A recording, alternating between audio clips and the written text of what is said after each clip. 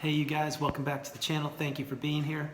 Tonight's topic is going to be, why does the narcissist always have to be on their phone? Yeah, another one we have to chuckle because we all know that the narcissist is attached to their phone. Before I jump into it, guys, please remember, like, subscribe, share, all the good stuff. Help me keep the channel going, and I hope you guys are educating yourselves on narcissistic abuse and narcissism in general. All right, here we go. Why does the narcissist why are they always on their cell phone? Okay, this is an age-old question, and I would say it goes back to the days of the smartphones. I don't know, 2004 or whatever year it was, something like that. But whenever the smartphone came out, instantly, I'm talking instantly, the narcissist met their match. They were now, this is unbelievable. We have a smartphone and I can talk to people all over the world with this thing called a smartphone.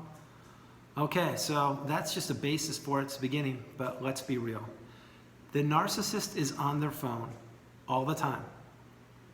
And my ex had 3 phones. 3. But the reason they're on the phone is to get supply. And you may be saying, well, why? How is that, Andrew? How does that work? Very simple. Here's how it works. You, in the narcissistic relationship, you are the primary source of supply. That's what you are. And you are giving the narcissist their supply, whether you're in the relationship now or you were or however. But the point is, that was your role, and whether you knew it or not. When you weren't giving them the grade A supply, like maybe in the love bomb stage, or maybe you were onto their games and their tactics and their moves, and you weren't falling for the gaslighting that much anymore, or walking on eggshells, and you put your boundaries up, right? Let's just say that that was the example. Then the narcissist they can't get to as much, and so they need a secondary and tertiary source of supply. It's a natural fit. Of course, they have other friends and people to talk to, but think about this. The cell phone, the smartphone, it goes with them anywhere. They could be stuck in traffic talking to people, someone from a different country. They could be in the bathroom.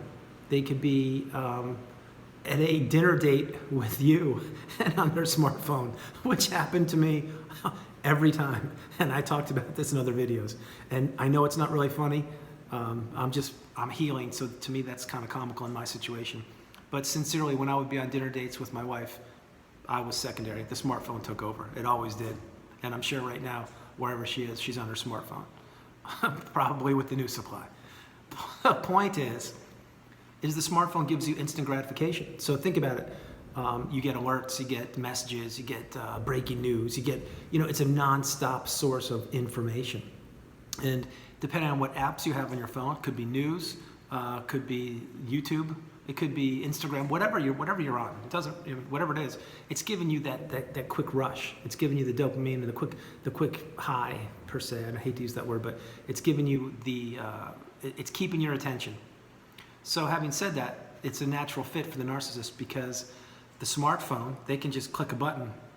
And to be upfront with you guys, the number one app that there are 2 apps, but the number one app that the narcissist loves is Facebook. They just can't get enough of it.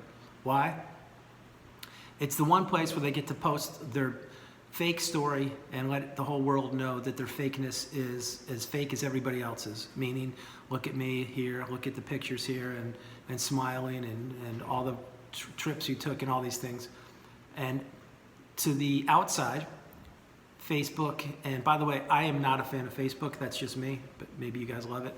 But for the narcissist, this is heaven for them, because what they could do is they could just take pictures, however, and post them on Facebook and portray the image of a beautiful situation, whatever their situation is, and like, oh, look at me here, look at me there, and all these kind of things. And to the outside world, it's like, wow, that person's so happy, they're unbelievable. I want to live that life. Unbeknownst to the other people, that the narcissist is a narcissist, and that 10 seconds before that picture was taken, they were in a fit of rage, or the minute that picture, after the picture was taken, they may have just completely melted down and just not been themselves. So keep in mind, the narcissist is an actor, actress, and what they do is they want to keep the image up and keep the dream alive as long as they can to the general public and to the exterior. Behind closed doors, to the narcissist loved ones, it's a whole different animal, especially to their spouse. That's where the ugliness comes out. But remember, on social media, Facebook, let's talk about that specifically, you're not going to post any ugliness, are you? You're not going to post a bad picture? No way. Wow. You know, I just took 10 pictures of myself. I'm the narcissist, by the way. And I think 3 are postable, okay?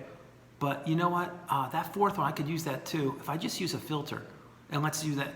So, pardon me, that's what people do. It's what everyone does. Honestly, I don't, because I don't care one bit. But that's what most people do. Let's use the filter, let's do this and that, and fine, that's society, I get it. But getting back to the smartphone, it's a source of supply for the narcissist. You see, they can talk to anybody. They can be on dating apps. They can be on Facebook. They can be on any of these communication platforms to not only stalk other prey, but to engage other prey and maybe begin the gaslighting situation. Sorry, I didn't mean gaslighting. Maybe begin a love bombing situation or meet people. Or it's an instant gratification. So whereas you are the main supply, you're the main course always, they need different versions of supply, lower versions, and the smartphone provides just this for them. Specifically, Facebook and Instagram are huge ones, and I'm sure there are other apps out now that are just as good for the narcissist. So think about this for a minute. You're home, you're with a narcissist, and you have plans. You're going to sit down and watch a movie. Again, just an example. And you get the popcorn, you get the sodas or whatever you're drinking, and you go upstairs, you get the Netflix movie. Okay, let's do it, honey. You ready? Yeah. Okay, let's do it. And there's the narcissist sitting wherever they are on their phone, not watching the movie. That's quality time for the narcissist. That's what they do. Because they're in the room with you. Technically, they're maybe paying attention to the movie, but they don't care. Because think about this. You are watching the movie, and you had to plan with them to watch the movie. And that's what normal people do. They spend time and maybe they watch a movie. But the narcissist, because you're not giving them the supply and you're actually watching the movie, they're on their cell phone getting the real supply that they want. You may not have understood this before I explain it, but it's 100% true. And think about it. Think about this when you're with the narcissist the next time, which could be right now. Right now, you could be watching this video sitting across from the narcissist at a really nice, fancy restaurant. And instead of sharing the moment and the time with your loved one, you may be watching this. And the reason why you're watching it, probably not because it's your number one thing to be doing during a fancy dinner. It's probably because your narcissist significant other is on their phone. And it's very, very likely that that's happening. But the narcissist needs this. They need constant supply. And when the relationship comes to an end and you're discarded, or you've seen the signs and you want to move on from them, and I hope to God you make the move first, I really do, you will find that the narcissist needs their phone more than anything.